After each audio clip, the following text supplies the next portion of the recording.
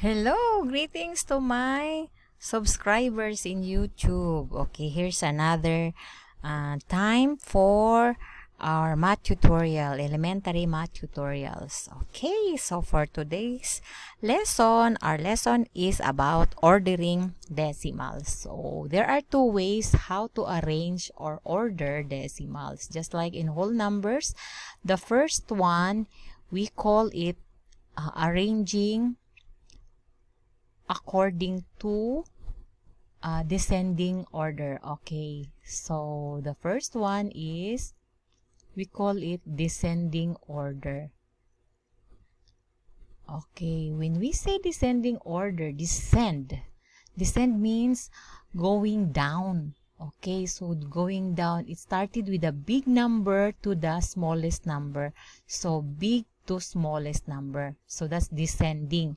Okay, so we will write the smallest number, the biggest number first to the smallest number. So that's descending. The second way of ordering or arranging decimals or whole numbers is what we call arranging it in ascending order.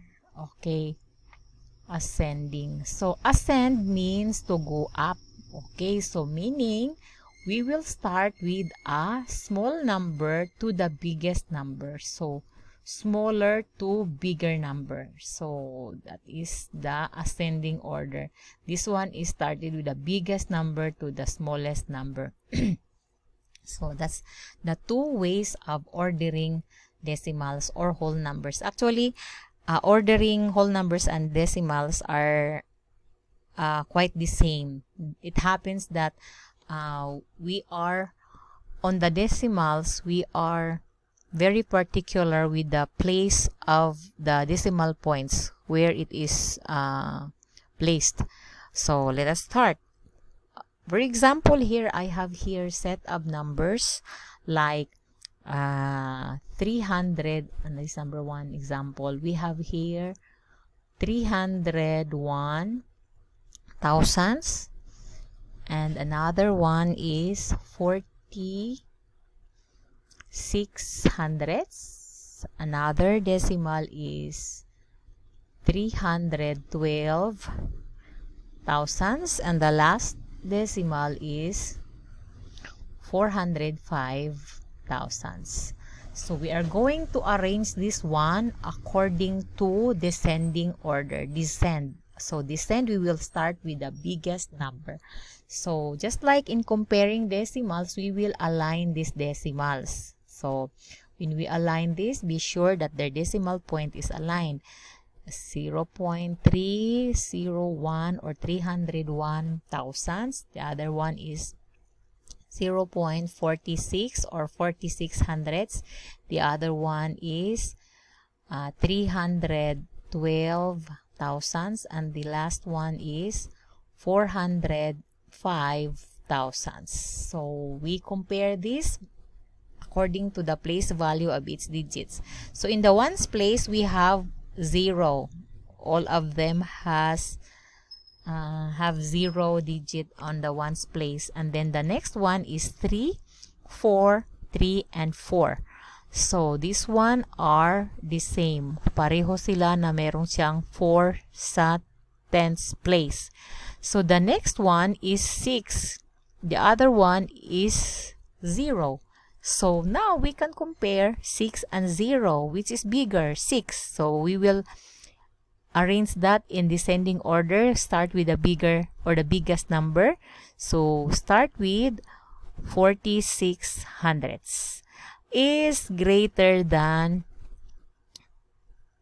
405 thousandths. Okay, it's because of 6 here and the 0 here, which is greater than, what is the next? The next is 3 and 3 are the same. This one, 3. So the next digit is 0 and 1. So 1 is greater than 0. So our next number, our next decimal is 312 thousandths. Okay, so this is taken. And then the last one, the least, would be the, okay, 301 thousands. So this is the descending order of this set of decimals in number 1. Descending order. So this is the descending order. Nagdi-descend sila. Okay, nag-descend from the greatest to the smallest. Okay, if you are asked to arrange this set of decimals according to ascending order, so you do the vice versa. You start with the smallest to the biggest. So if you were to arrange that into ascending order, you will start with 301 thousands is smaller than 312 thousands is smaller than 405 thousands is smaller than 4600. So it is ascending. It ascends, okay, from the smallest to the biggest, from the biggest to the smallest. So that's descend. So that's how we arrange decimals.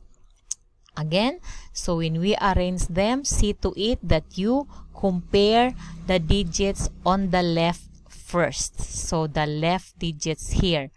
Okay, so if it has a whole number, compare the first digit found on its left, and then go to the next digit. Okay, and so you can compare just like this one, 4 and 4. The next, go to the next, 0 and 6. So 46 is the biggest here. If we are going to arrange that in descending, it will be the first digit or the first decimal number that you are going to write. Okay, so it follows with 405 because this is the next 4, and then next one is the 312 because this is 301. So that is for descending. If you are going to arrange that in ascending, start with the smallest also. Start with the 301 and 312. 30 is smaller than 31. So this is how you are going to write that. You write it first, the smallest in ascending. So that's it. Okay, so for our next example, we still have a space here. For example, we have here 6 and 345 thousands and 7 and 153 thousands. Another is 238 thousands, and the last number or the last decimal is 3 and 887 thousands. So you can align that, or if you have mastered already, you can simply compare the decimals or the digits on its left. So we have here 6, 7, 0, and 3. Okay, these are the digits on the ones place. Okay, ones place or the whole number side. So arrange this in descending order. Start with the bigger one. So the 7 comes first, right? Because this is the biggest. So 7 and 153. This is 5. 153 is bigger. Okay, what number follows this? 7. So this is 6. So that is 6 and 345 thousands is bigger than or greater than 0 here and 3. So that's 3. 3 and 887 or 3 and 887 thousands is greater than 238. Okay, so this is descending. Okay, descending because it started with the biggest number to the smallest number. So if you are going to arrange that in ascending order, so you start with the smallest one, which is 0 and 238 thousands. Okay, is lesser than, next one is 3 and 887 thousandths is lesser than 6 and 345 thousandths is lesser than 7 and 153 thousandths. This is ascending. Okay, it ascends. It started with the smallest to the biggest. It ascends. Pataas siya. Okay, so pataas. Ito naman ay pababa. Ascending. Okay, so that's how we arrange decimals using the ascending and descending order, or the descending and ascending order. Okay, so that's it for ordering decimals.